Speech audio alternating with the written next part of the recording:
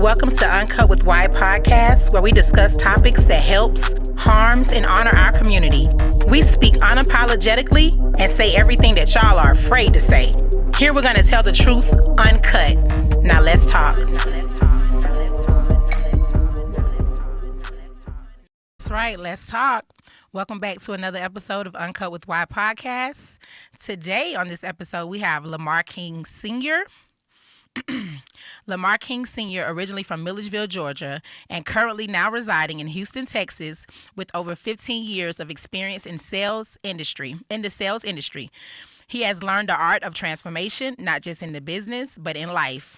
Once an ex-drug dealer and gang member, he hit rock bottom due to self-sabotage and immaturity. However, through resilience and determination, he turned his life around and now proudly identifies as a self-published author, devoted husband, and loving father. Let's welcome my homie, Lamar. Fantastic, Barry. Fantastic. Gotta let the listeners know we go way back. Oh yeah. Like when we were like 7, 8. Yes, this was my neighbor, y'all, from my hometown. So listen, you are another guest, like I said, from my hometown. So I want to ask you, how do you feel about the way Milledgeville is today versus how it was when we grew up? Today it's faced with a lot of different challenges. I think the limited resources that has been played Milledgeville, it has taken its toll. Coming up, we was a close-knit community. Everybody knew everybody. Us being neighbors, you didn't even have to lock your doors. But in today's time, things have changed. And again, my prayers and my thoughts are always with everybody back home. And hopefully things can turn out for the best in the coming future. It was so, like family orchestrated, like everybody was family. Yes, The neighbors, yes. everybody, like the other people, grandparents raised us as well. And I don't think that exists anymore because, we got these hotheads and nobody can't tell them anything right now. Yeah. So that's I totally agree. people that's living there now play a part in the way things are. Hey, the proof is in the pudding. I think I think there's a lack of accountability. I think a lot of times, people want to be their kids' friends too early. I'm not opposed to being your child's friends, but I'm a firm believer that you got to set a solid foundation if you want to build anything. And I think we lack that for the most part back home. But that generation has to be willing to receive that, though. You know what I mean? Like, to, try to take things on another path. Like, they got to be able to receive that. Because even though, as you said, that you were ex-drug dealer, which we're going to get into that, we still could be told things, though. We wasn't where you can't tell us nothing. We didn't have that type of attitude. So, Yeah, but it's kind of like you can't unspoil a child. Once you let things go so far, you gotta nip it in the bud from the beginning. I think a lot of times we're retroactive instead of being proactive. So it starts in the beginning, starts at home. so let's get on to about you speaking about being a drug dealer and an ex-gang member. So how you get introduced to that lifestyle? Just coming up, man. I'm a single parent household. Went through a lot of different challenges coming up. Watching my mom go through a lot of different stuff, domestic violence, alcohol, drug abuse within my home. It was a lot of stuff going on.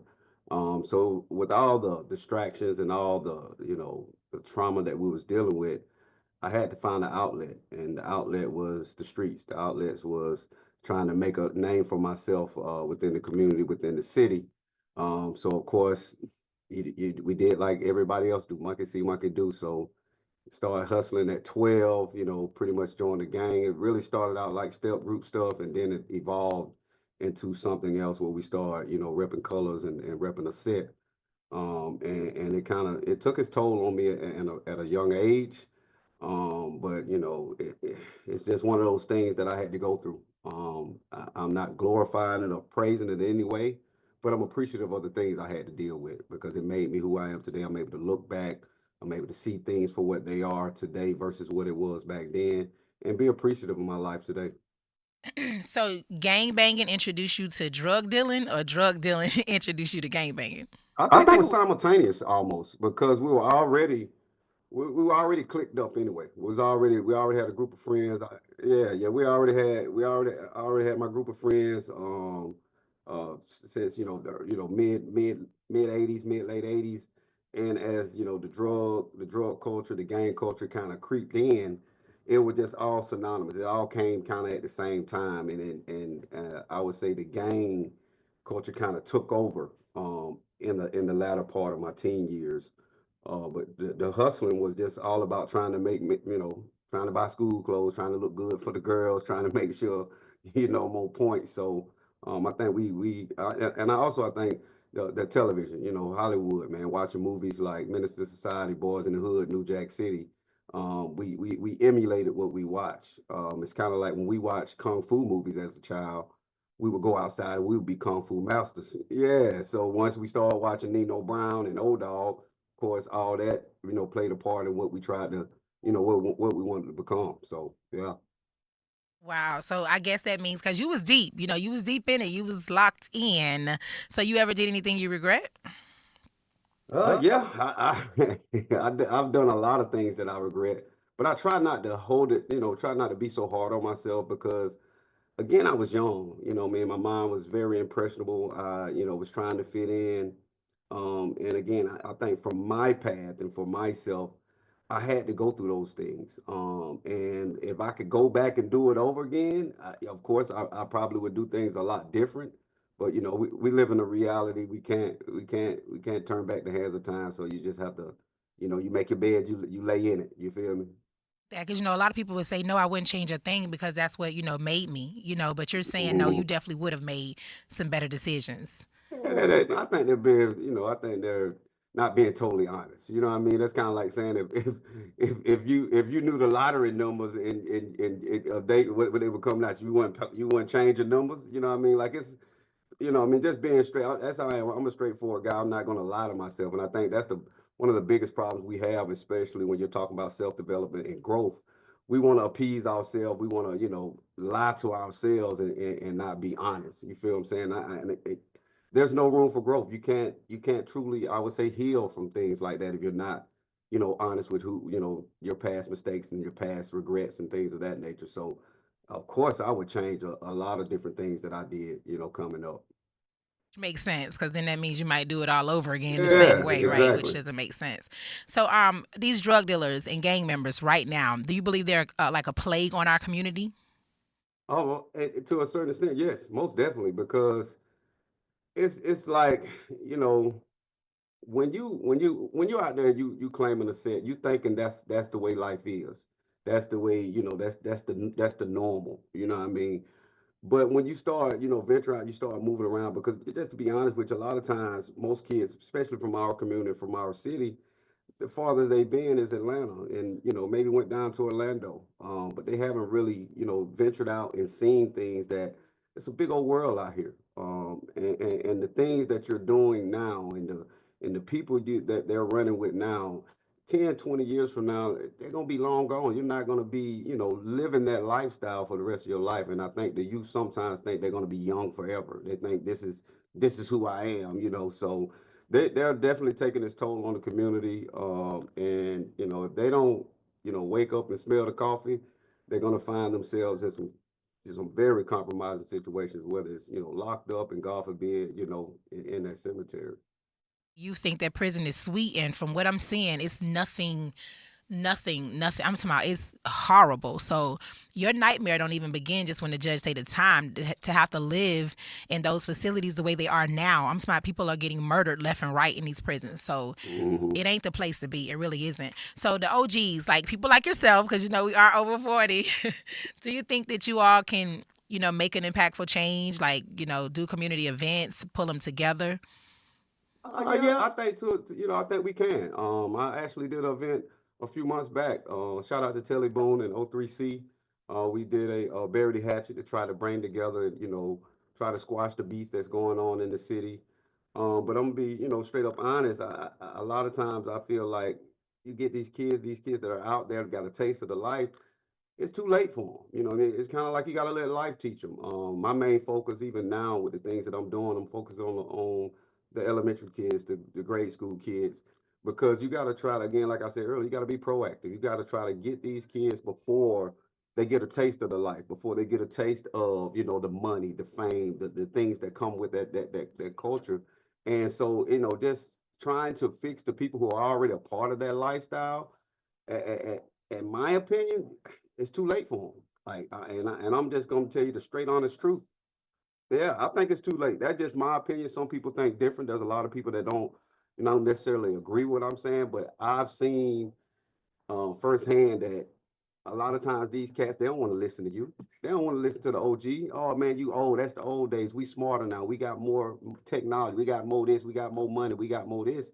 So yeah, man. It's like I would more or less, my thing and my advice to the people out there that's steady, in the community trying to fix things and change things is to, go lower, go down 5, 6, 7 years old and try to get them and reach them so they don't ever have to go to that, that level.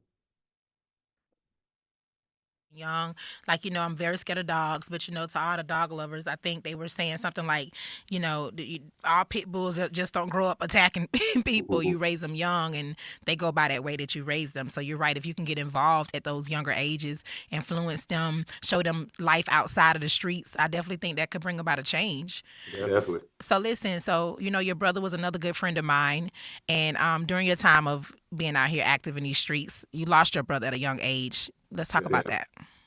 Man, that was a tough. That was one of the most pivotal points in my life. March 4th is coming up. It's be 18 years this year. 2007. And it was tough. It was a tough time for me and my family. To see, my brother to be, murdered in cold blood. To see my brothers, laying on the side of the street with a sheet on them was devastating. It's something that it never truly heals. The old saying time heals all wound, but the death of a loved one, especially a sibling, that sibling love, it's a different type of hurt. And it was a dark moment in my life. After that, I started indulging in, heavy drug use, heavy drinking.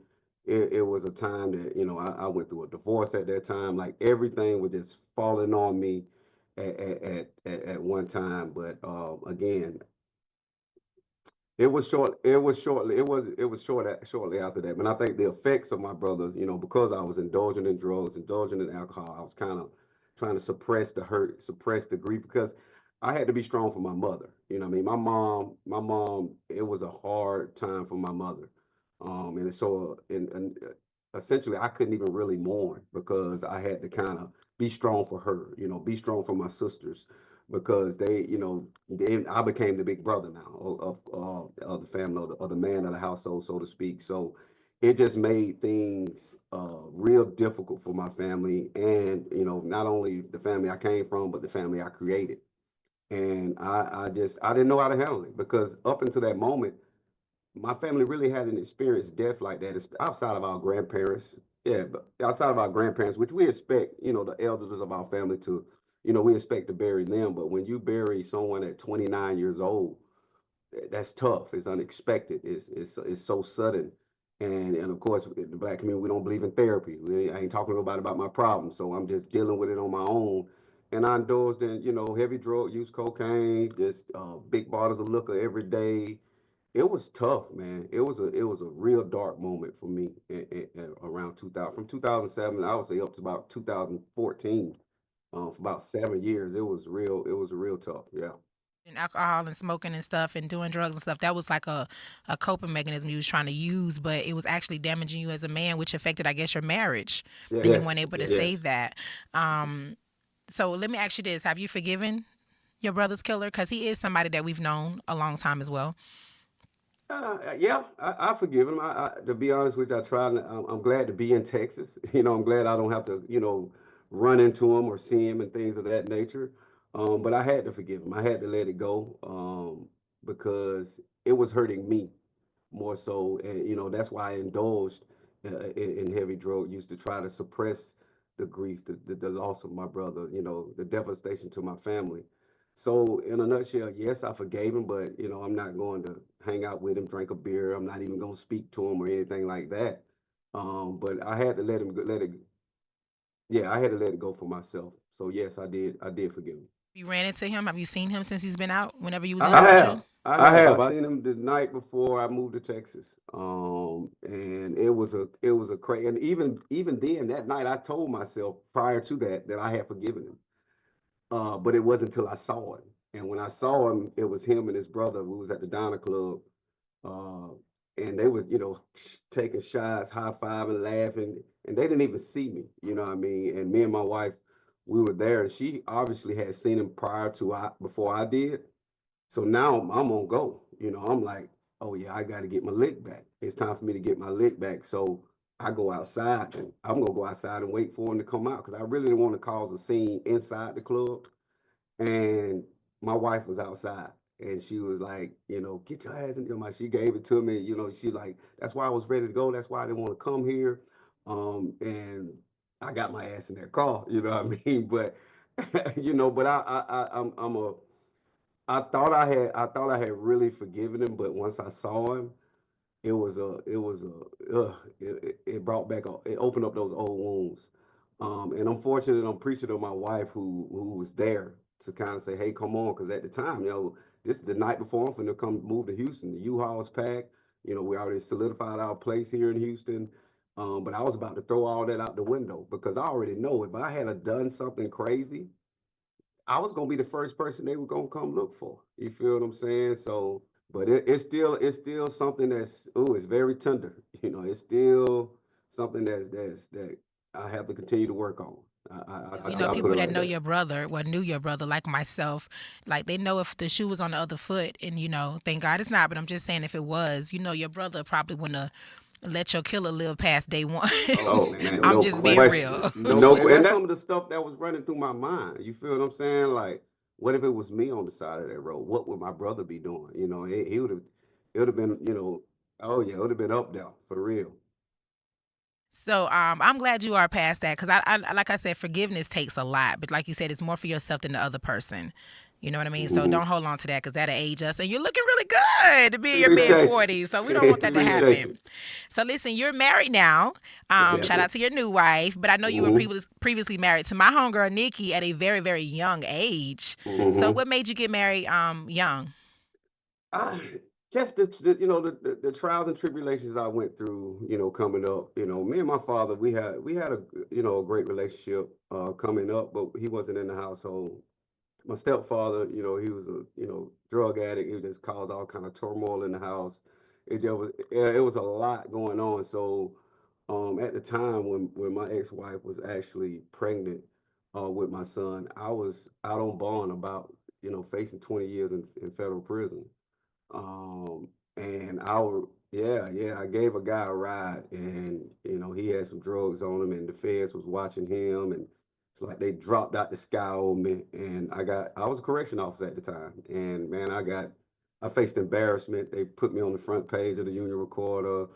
I had never been in no trouble. Had my first time dressing out, going to the back of the jail. It was crazy, crazy scary for me. And my brother was actually in the county at the time, man. And I remember being back there with him, and I'm scared to death. And you're like, you're gonna be all right. You're gonna be all right. And I remember praying, I'm like, God, you get me out of this situation. And I already knew I was having a son.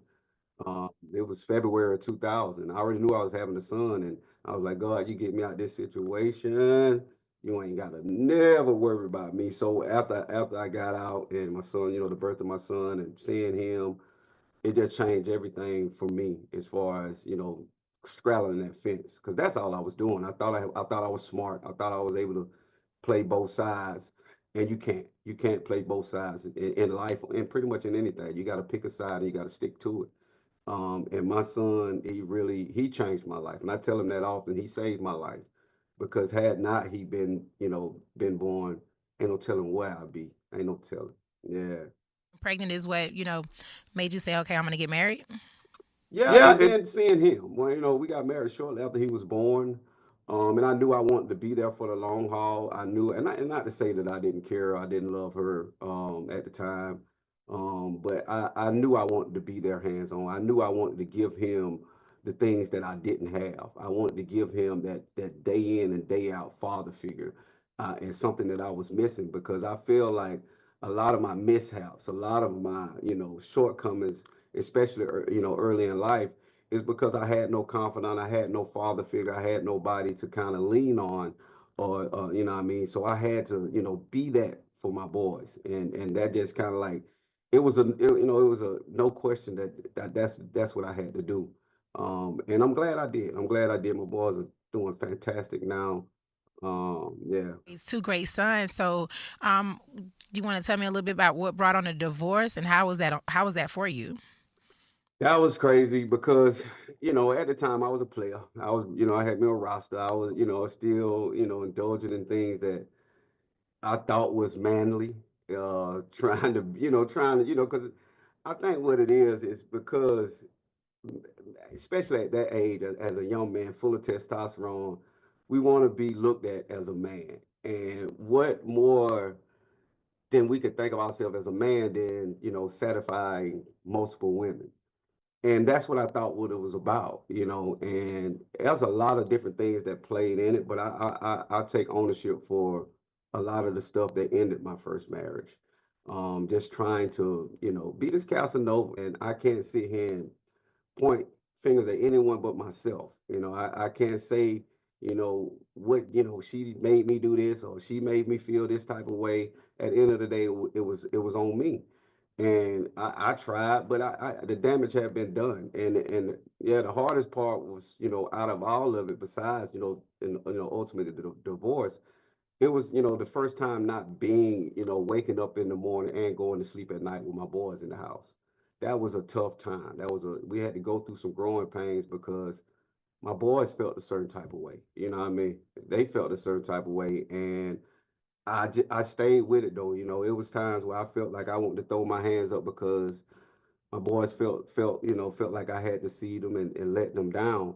But my mom told me something like, "Don't give up on your kids." So it was plenty times I would call and they be giving me these one word answers and this, that, and the third. But I stayed with it. I stayed with it, and now my boys are calling. We'll talk for 2 hours and just yap on about nothing. And it was only because I didn't give up. It was only because I stayed down with them through those trying times. And I gotta, give it to a lot of the foundational years, those young years when they was, coming up 5, 6, all the way through elementary, middle school, even early high school, because I was married 15 years. So we had set a strong foundation for those boys.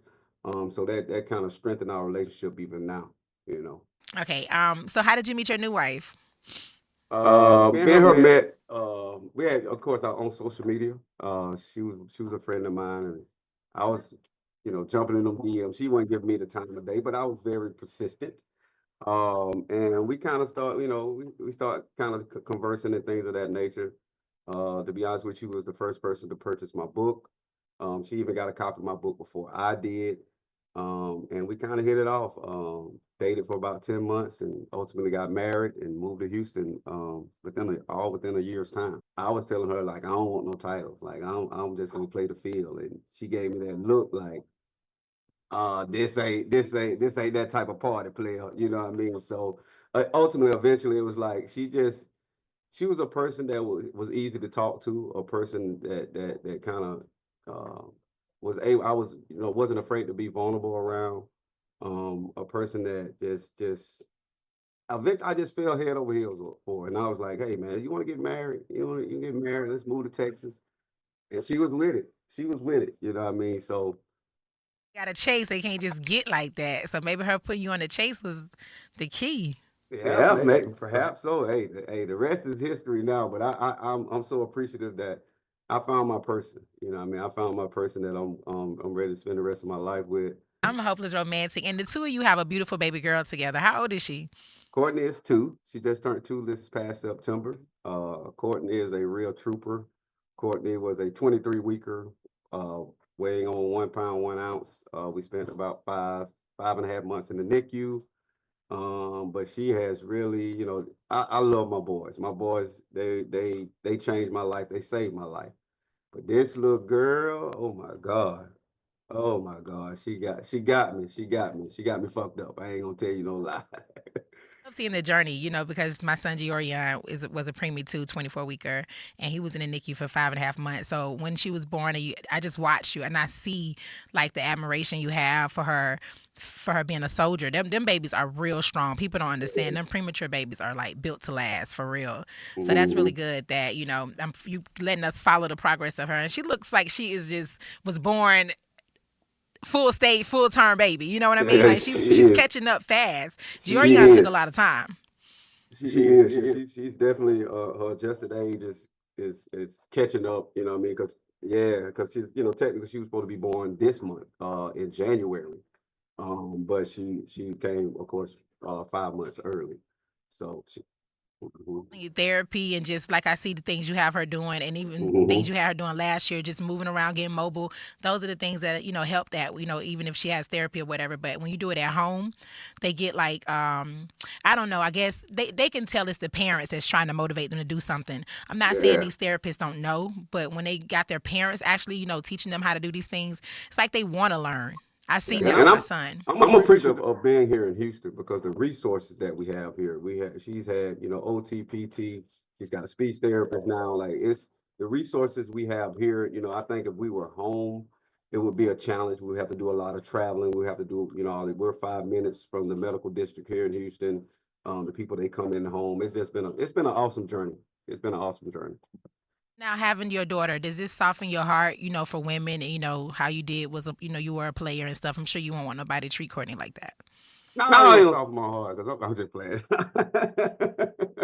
No, but no, I'm just same way I did the same approach I had with my boys. I was blatantly honest with them about everything, about so many, all the different challenges and struggles I had in life. I was straightforward with them, and that's the same way I'm going to be with Courtney because you can't. I'm a firm believer that you can't expect your child to tell you the truth, and you're lying to them. So I'm an open book when it comes down to it. I'm excited about the journey ahead. I'm definitely gonna give us some tips and pointers on guys like myself, like myself. So I'm looking forward to it. I just want her to stay a baby as long as possible. I ain't gonna lie. Mean. So, listen, have you let your playaways go? Oh, most definitely, man. I am a faithful one woman man now, and I'm proud of it, man. I am, man. And some people they be like, oh, you out there in Houston, this, that, and the third. Man, I ain't studying that, man. I done had my fun. I done did my dirt. You know what I mean? Now it's time to focus in, build on something because I know how to fuck up a marriage. I've done that. You know what I mean? So I know what it takes to fuck one up. So now, now I'm all about building a strong, healthy marriage. We communicate. Nothing is off the table. We're open to talk about anything, even if I don't like it. I need you to let me know what's going on, and vice versa. And we have that open line of communication, which is super healthy. Now, not to say we just got this perfect marriage and we don't have our our ups and downs, but we know how to work through them and deal through them. And I'm in a happy place right now. I am. Happy for you, genuinely. You know what I Thank mean? you. I love that because, like I said, it's so hard to find that now, which I want to talk Mhm. about that. Do you believe marriage is for everybody? Yes, I believe wholeheartedly in marriages of everybody. I just think this narrative that's being pushed out here that it ain't for everybody. Well, I think man and woman are supposed to be together, and ultimately, I think that the union of commitment to one another is vital to the black family, the black union, and our community as a whole. So yes, I think marriage is for everybody. People again lie to themselves because they want to feed their ego. They want to feed whatever. Because your mind will tell you, your mind will believe anything you tell it. Your mind will take on that. If you take on a stance, you'll believe it wholeheartedly. So that's why I'm like, I believe it wholeheartedly that marriage is for everyone. Okay, so a single woman like myself, 43 years old, I seem to feel like I got my head on right and all my ducks in a row and then crossed all my T's and everything Hmm. else. So, what do you think is the problem? Because I'm going to say this, and I know I'm going to get it for this, but I feel like um, the marriages today are kind of strategic and conditioned, and that's how I'm just, hey, I'm just saying what I see. So I Mhm. feel like a woman that's always been leading, single parent and everything or whatever, how does she take the back seat and be okay with submitting to a man even when she don't feel that he's somebody to submit to? It's just like you said, you got your ducks in a row, but just like I tell my son, like them ducks don't never line up. Like it may you could again, you may say they lined up, but we all have flaws. We all have things that we don't do perfect. But and I think most people, what they want out of a marriage, they want a finished product. They want a perfect man. They want a man that making six figures. They want a man that's tall, dark, and handsome. They want a man with a 12-inch dick. At the same, they want it all. And but at the same time, you're not gonna get it all. You're not gonna. Everybody's not gonna check every box. And I think the level of expectations that put on both men and women when you're talking about relationship, it's unrealistic. It's not real. It's not something that we can, bank on, 10 out of 10 times. Now, there are some great people in life. There are some people that, have, accomplished, great things, but they still gonna have some type of flaw or some type of issue.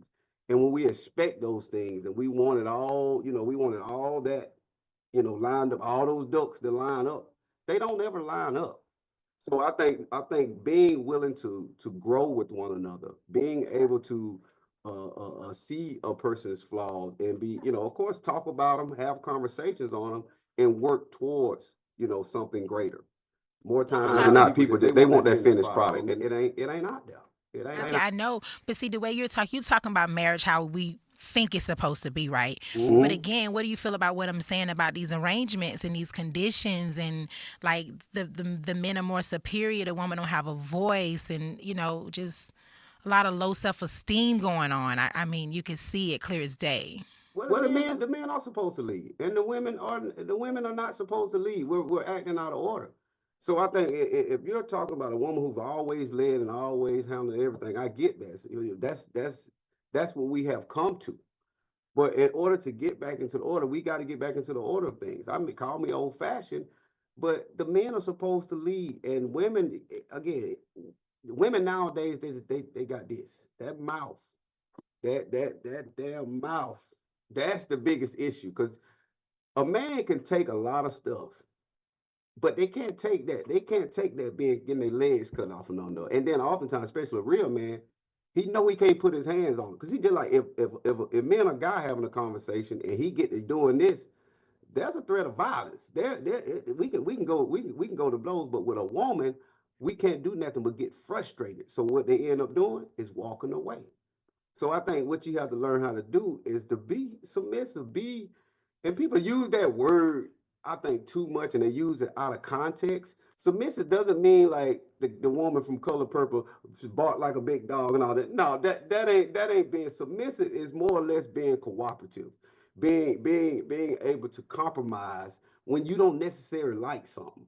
A lot of times people they want everything their way or no way, and that ain't how the world works. You know what I mean? That ain't how things work. Even on the job, you don't get everything your way, but you still go to that job. You feel what I'm saying?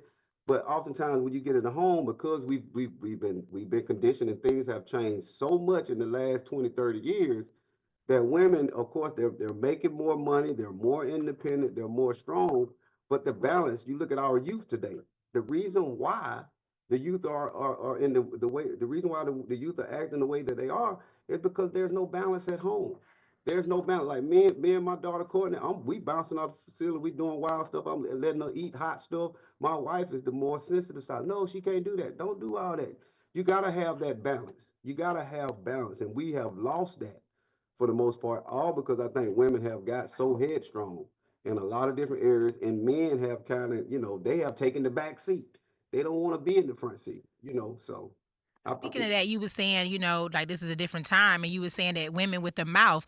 But Lamar, you haven't noticed that men are just as argumentative and sassy as we are now, like even if not more, it's very common. Like they really love to argue now. I remember men used to be like, I don't care what you do, just shut up. I don't want to argue Mhm. with you. But it's not like that now. Like conversations are nothing but arguments now. Yeah, There because is no they raised by compromise. women. They raised by women. They been that's all they done seen. They looking at women. You know what I mean? They raised in single parent household. Women got their girlfriends and their sisters and things around. The women men are following women. And I get it. Not to say that a woman can't raise a man. Now I'm not saying that. But a man gotta have a man to emulate. And I ain't talking about these big homies on the block. I ain't talking about these dumbass friends. I'm talking about a real father. And the tactic of divide and conquer has worked hook, line, and sinker when it comes down to in our community. You feel what I'm saying? To the point where I don't know. You go back to the feminist movement or whatever, where the man can't be in the household in order to get government assistance and this, that, and the third, and all these different mechanisms. Whatever the case may be, we got to get back to the old. I think our forefathers and our ancestors and our grandparents, they did far more with a whole lot less. You know what I mean? Because they were together, because they were together. Despite granddaddy having a whole family on the other side of town, back then he probably was putting them hands on grandma and ever. They fought through it. And I don't condone any of that, but for the sake of our future, for the sake of our kids, for the sake of our legacy, we got to have a balance for the children. We do. And people say, don't stay together for the children. Well, what are you staying together for? What are you together for? No, but if you like I said, somebody like me that's single, I'm gonna have to be the balance for now for my boys. You know what I'm saying? There is no male figure. My stepdad, he's around and stuff or whatever, but for the most part, it's me, my mom, my daughter. Like you said, more women. Mm-hmm. So, and I don't want my boys to be feminine and sassy and any of those things. I don't. I want them to be men and leaders, and that's what I'm trying to instill in them. But I only got so much to go from. You know what I Yeah. mean? Yeah. So I wasn't raised I by my get it. father either. So I only have so much to go on. But I do know that in these relationships, I don't want to give up, but I just don't. I hope it's not somebody that's gonna, change me. You know what I mean? Like I'm hoping they'll accept me for who I am. Like meet me where I am. There's nothing wrong with changing. Change is good. And then also, sometimes you got again, it's a big old world out here. If you still in the same dating pool that you've been in the last 20, 30 years, how are you going to expect to get anything different? You feel what I'm saying? Like, don't be afraid to venture out. Actually are the example that I've been trying to tell guys is asking me why I keep coming to Milledgeville and stuff. You Mm-hmm. see how you said your wife is from our home, our actual neighborhood. You know what Mm-hmm. I'm saying? So that's familiarity. If you have a question or you want to know, I didn't want to come to Atlanta and get no man. You know what I'm saying? I really didn't. I was still trying to let it be something wholesome from what I know. Because look how that worked out for you. So let me ask you this: you do have a past, as Mm-hmm. well as myself. So she's not holding your past. Is she not just privy to how your past is, or is she just not holding that over your head? The thing about it is, we didn't advertise our relationship in the beginning. Especially like with the 10 months we dated, we didn't post each other. The people that knew our families, we knew. We didn't advertise ourselves. Um, and I was again open book, honest. I let her know all the things I went through in my divorce. I let her know all the things about my past and this, that, and the third. But like the day on our wedding day, we went live on our wedding day. Hey, we married, and people were like, "What? Y'all what?" Man, like it was like shock, and you wouldn't believe her inbox of text messages. You met they thought they were spilling the beans, but everything that they thought they were telling, I had already told her. You know what I mean? So, of course, she was privy to my past, but I'm supposed to be great today. And I didn't use, I didn't let. That's why I really didn't want us to, advertise ourselves. That's why we didn't stay in Georgia, because I know how our hometown can be, especially when it comes down to me and the things I've been through. Oh, he this. Oh, he used to do this. Oh, he used to do that. But I show her through my actions and through and who I am now. I changed. I moved out of state for 6 years. I lived in a hotel for 2.5 years where I just worked on myself.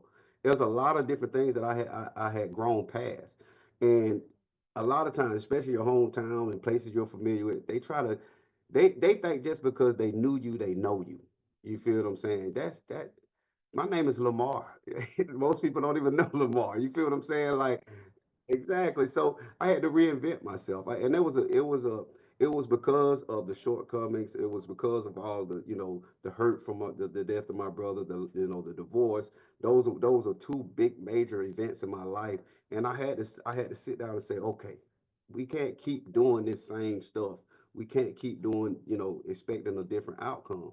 So I had to go deep within, do some self development, self reflection, and I changed, and it was good because I was in a whole different city. I lived in Raleigh, North Carolina for 6 years, where no one knew me.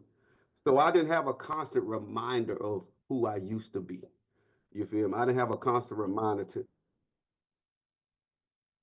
man, I tell you, even when I moved to North Carolina and then now I moved to Texas, when I moved to North Carolina, I felt like I didn't go farther enough. And I'm just being honest, because a lot of times when you're that close, you're in Millersville every other weekend. You're home, and nothing wrong with the crib, but a lot of times people want to remind you of who you once was. People don't want to see. They don't. Everybody think they can change, but somebody else. You know what I mean? Oh, he ain't changed. I've heard that multiple times, but I guess what? It doesn't matter what people call you. It's all about what you respond to. I ain't got nothing to do with that. Whatever your opinion of me, that ain't none of my business. You feel what I'm saying? I know the path I'm on. I know the growth that I'm on.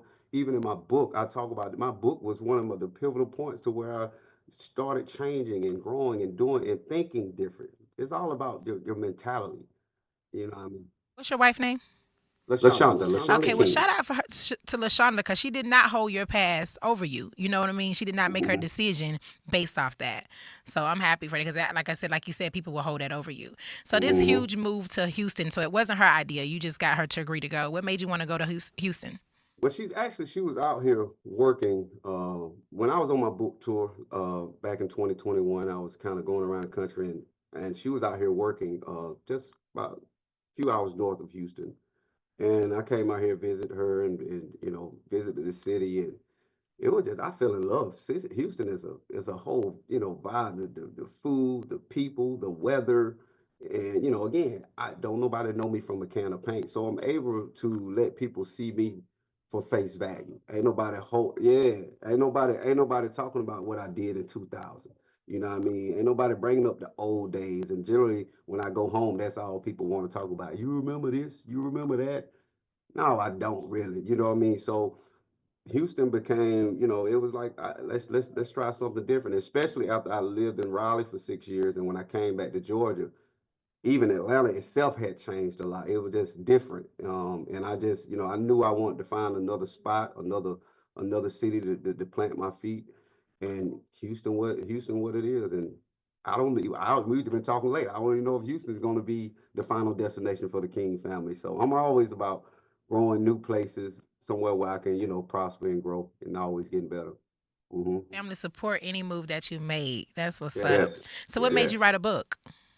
Just that change, that mental change. The sales career kind of sparked all of that. Because in sales, you got to be mentally tough. You got to be able to handle rejection. You got to be able to handle people being mean to you.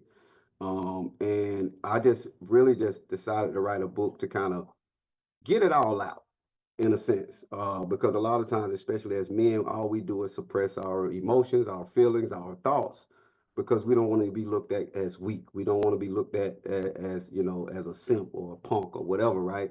So the book is something where I kind of like just it was therapeutic for me. I was able to get all my thoughts out, and to be honest, which I had it on my laptop for probably 3 4 years, and then I was like, man, I was listening to Grant Cardone. He's like, man, put the book out.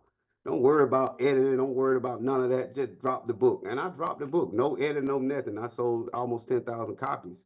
Yeah, yes, Different from yes. how I do things, and I think your 15 years in the sales industry is probably what made you be such a go getter with getting your book out. Because I mean, that thing sold. I mean, you were everywhere. Mhm. I I went went all all over over the the country. country. Went Went probably, probably, 8 different states. Just flying across the country, just pushing the book, pushing my story, because I know my story can help someone. You sit down and the things I've overcame, the things I've been through, the things I've seen, I know I can help someone. And especially being in, with the sales industry, it taught me to have a helper mentality, a genuine helper mentality. And it wasn't all about it wasn't about the monetary gain, It was about, being of service to someone else, you know. Speaking of that, you told me that when I get ready to, put my book out here again, you want me to just ask for a donation instead of giving it a Yes, price. You think that's a better idea? yes, because people don't like to, like I tell my team often, customers don't like to be sold. They like to buy. And if you're being salesy, extra pushy, this, that, and the third, you're gonna probably lose them. All right. But if you give them a synopsis of what you got going on, give them a little tidbit of what the book is about, and the first thing they're gonna ask, well, how much is it? Oh, I'm just asking for donation. That just takes all the pressure off of them, as the fact that you're trying to sell them something. You know what I mean? Even a lot of times I'll give it away. You know what I mean? Because at the end of the day, a book in someone else's hand is far better than me waiting on someone to pay me for it.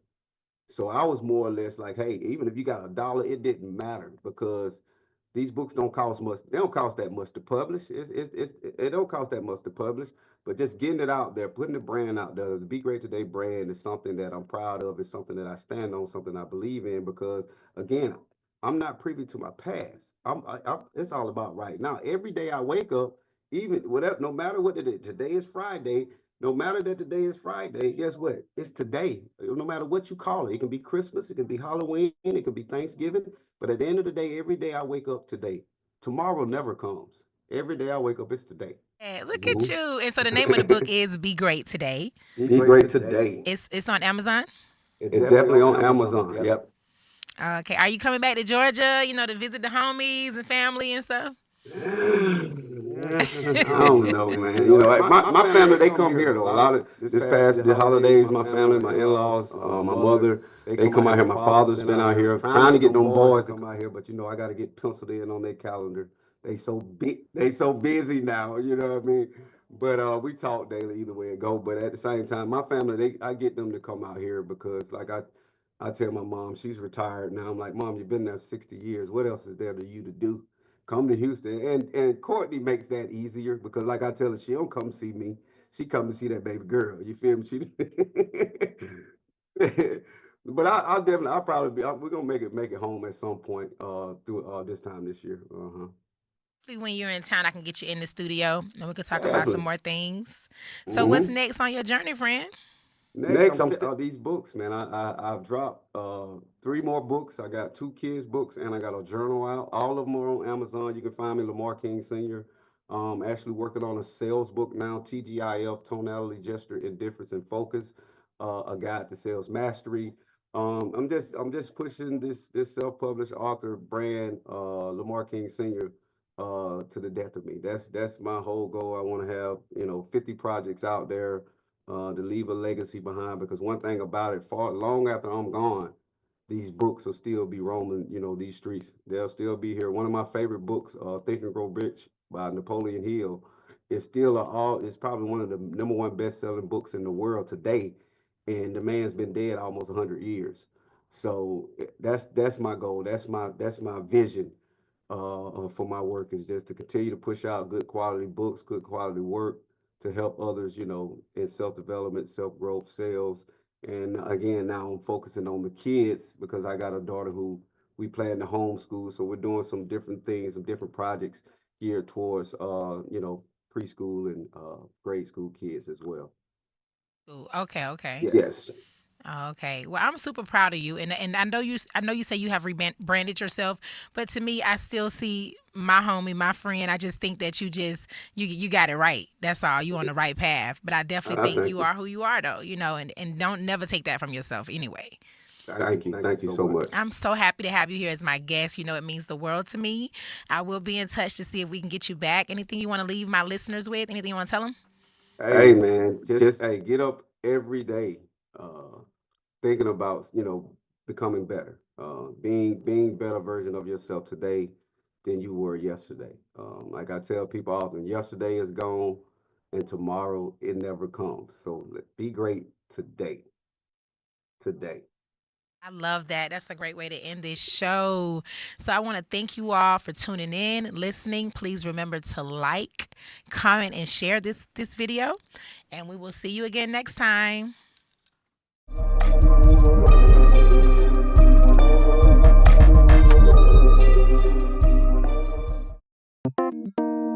I am a successful businesswoman. I have a business called Why Wigs Beyond. You can find that at YWY Wigs, WIGS BEYOND 2024.com.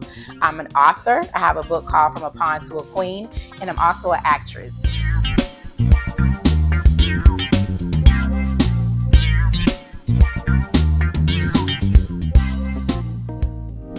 Pterodon Entertainment. We turn your fear of dreaming into amazing realities. If your dream is to become a photographer, we have a nice intimate photo studio just for you. If you want to record that next hit song or do voiceover work, we have a state-of-the-art studio also for you. If you want to professionally record your own podcast, well, we have that too.